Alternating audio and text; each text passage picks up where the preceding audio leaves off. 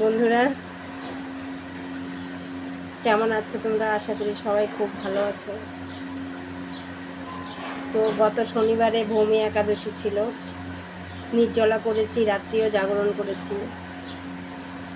রবিবারে পারণ সেরে, যেন 24 ঘন্টা নির্জলা থাকার পরে পারণ কতটুকু কি করা যায় সেটা তোমরা যারা করো তারা নিশ্চয়ই জানো।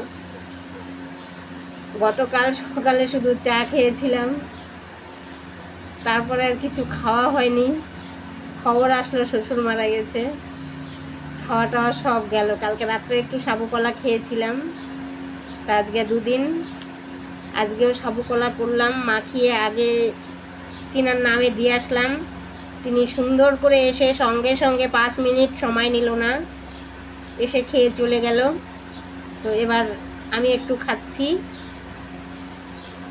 এই দেখো।